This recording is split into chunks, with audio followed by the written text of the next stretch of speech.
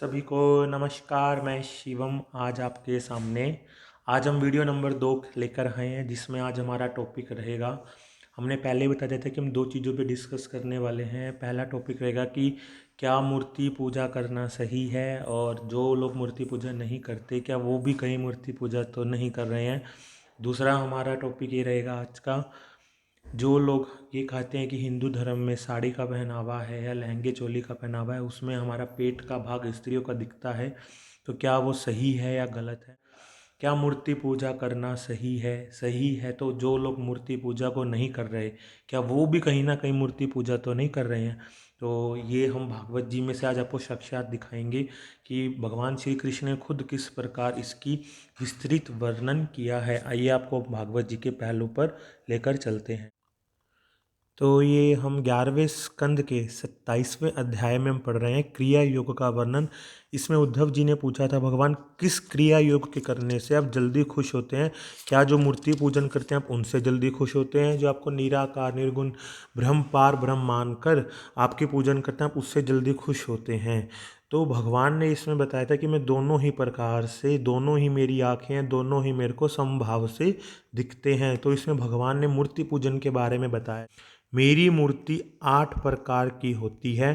पत्थर की, लकड़ी की, धातु की, मिट्टी की, चंदन आदि, चित्रमयी, बालुकामयी, मनोमयी, मणिमयी। अगर आपके घर में सबसे मेरा ध्यान देने वाला पहलू चित्रमयी, तो कोई भी आपके घर में अगर एक चित्र रखा है और उसमें हम भगवान को मानकर उसकी या किसी को भी मानकर उसकी पूजा कर रहे हैं, तो वह भी एक मूर्ति कहलाती है।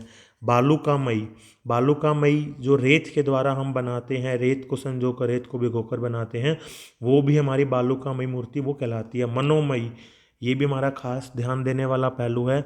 जो हम अपने मन के अंदर संजोकर, अपने मन के अंदर किसी भी भाव को उत्कृष्ट करके, अपने मन में एक भगवान की समाधि भाव को, किसी भी भाव को अपने मन के अंदर एक मूर्ति लाते हैं, वो भी एक प्रकार की, या कोई भी हम चित्र अपने मन में लाते हैं तो वो भी एक मूर्ति पूजा ही कहलाती है। इस प्रकार हम 8 प्रकार की मूर्तियों की पूजा कर सकते हैं। अब सबसे पहले हम उन्हीं के ऊपर आएंगे जो ये कहते हैं कि मूर्ति पूजा गलत है। क्या वो खुद कहीं मूर्ति पूजा तो नहीं कर रहे? अगर हम किसी भी मंदिर में जाते हैं और वहाँ कोई भी मूर्ति नहीं है, लेकिन हम एक चित्र की पूजा कर रहे हैं, तो वो भी एक मूर्ति पूजा के ही समान है। अगर हम किसी भी गुरुद्वारे में जाते हैं और अगर वहाँ किसी भी चिन्ह, किसी भी पुस्तक या हम गुरु ग्रंथ साहिब जी को एक प्रारूप मानकर उसकी पूजा कर रहे हैं, तो वो भी एक मूर्ति पूजा के समान ही मानी गई है।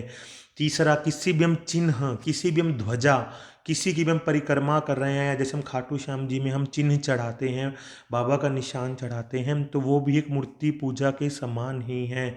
चौथा, हमने इसमें कहा था कि बालुकामयी, किसी भी हम मिट्टी की मूर्ति की पूजा कर रहे हैं तो भी एक मूर्ति पूजा के समान माना गया है। अब सबसे खास ध्यान देने वाला पहलू है मनोमयी। आजकल हम देखते हैं कि हम ध्यान में बैठे हुए हम सोचते हैं कि मूर्ति पूजा नहीं कर रहे, लेकिन हम ध्यान में साकार से निराकार की तरफ ही हम जाते हैं। वो कैसे? सबसे पहले हम अपने मन में अपने गुरु जी की मूर्ति या फिर हम अपने इष्ट, अपने भगवान की मूर्ति को संजोकर हम उसके ऊपर ध्यान लगाते हैं। उस ध्यान से हम धीरे धीरे शून्य की तरफ अग्रसर होते हैं।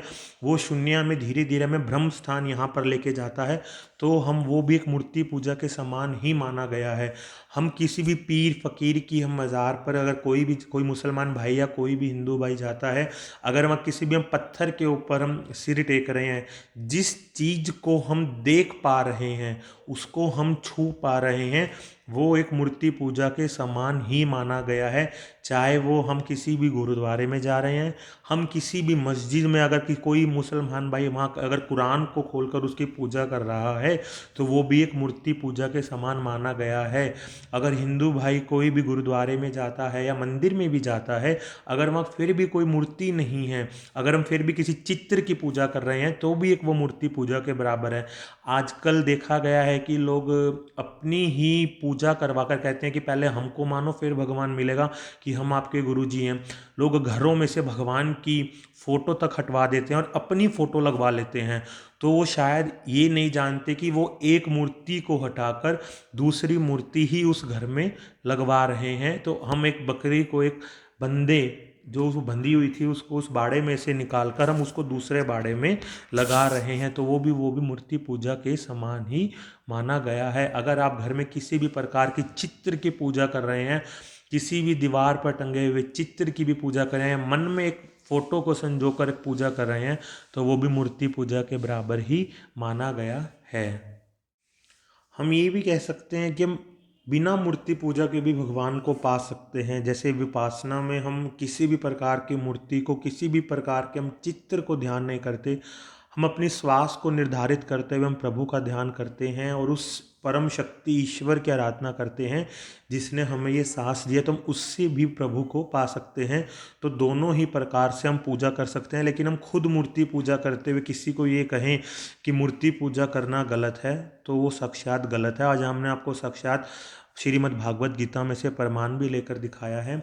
और दूसरा आज का हमारा टॉपिक था कि क्यों हिंदू धर्म में जो हमारा क्लासिकल ड्रेसिंग सेंस है उसमें पेट का अंग दिखता है, चाहे वो स्त्री हो चाहे पुरुष हो, तो क्यों ऐसा हुआ है।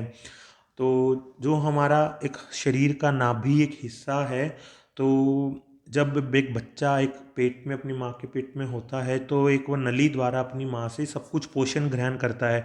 उसको वहाँ कोई भी किसी भी प्रकार से उसको वहाँ सांस नहीं मिलती, किसी भी प्रकार से वो अपनी नाक से सांस नहीं लेता, आँख से देखता नहीं है, मुंह से खाना नहीं खाता। वो सिर्फ एक नाभि के द्वारा ही सभी पोषक तत्व ग्रहण करता है। जब वो बच्चा ये जन्म ले लेता है तो क्या उसकी वो नाभि काम करना बंद कर देती है? ऐसा बिल्कुल भी नहीं है। ये तो हमारा आयुर्वेद और हमारी साइंस भी मानती है कि हम कितने उपचार अपनी नाभि के द्वारा भी करते हैं। जैसे कि हमारी साइंस आज तक भी धरण गिरना या नवल डिस्प्लेसमेंट को नहीं मानती, लेकिन हम फिर भी नवल डिस्प्लेसमेंट या नाभि गिरना, हम धरण गिरना जिसको बोलते हैं, उसको मानते हैं। उसके द्वारा पेट की कई बीमारियों को हम ठीक भी करते हैं।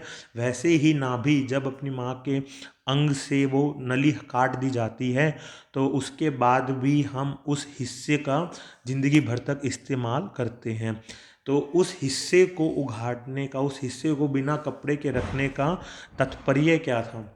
जितना ये नाभि का हिस्सा सूर्य की गर्मियाँ, सूर्य की ऊर्जा को प्राप्त करता है, उतना हमारा शरीर में ऊर्जा अधिक बनी रहती है। जिस प्रकार कहा जाता है कि नाभि पे लगाने के लिए 8 प्रकार के तेल बताए गए हैं जिससे हम रोग मुक्त हो सकते हैं, तो वैसे ही जितनी हमारी उस पेट के हिस्से पर सूर्य की किरणें, सूर्य का ऊर्जा हमारे पास रहेगी, हम उतना रोग मुक्त उतनी जल्दी रह सकते हैं। तो यही कारण था कि क्लासिकल ड्रेसिंग सेंस में हमारे पूरे शरीर को तो हम ढक सकते हैं, लेकिन हमारे नाभि वाले हिस्से को नहीं ढका जाता। इसका कोई ये नहीं था कि इसमें हम किसी प्रकार का दिखावा करना चाहते हैं, किसी अंग को दिखाना चाहते हैं, ऐसा कुछ भी नहीं था।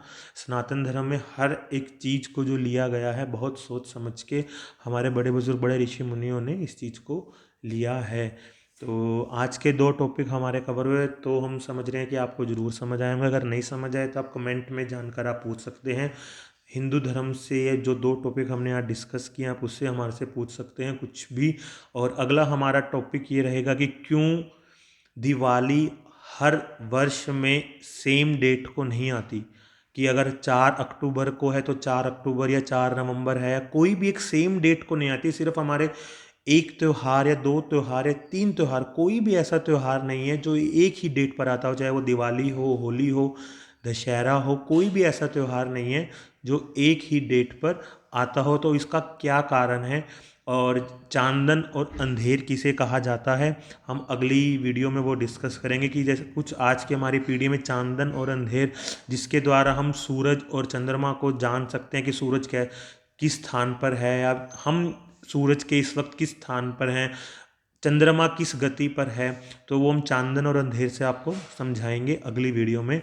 तो बहुत बहुत धन्यवाद। मैं शिवम आप सभी के साथ। आप किसी भी प्रकार का प्रश्न कर सकते हैं, हम नहीं तो अपने गुरुओं के माध्यम से आपको उस प्रश्न का ज़रूर समझाने का प्रयत्न करेंगे। धन्यवाद।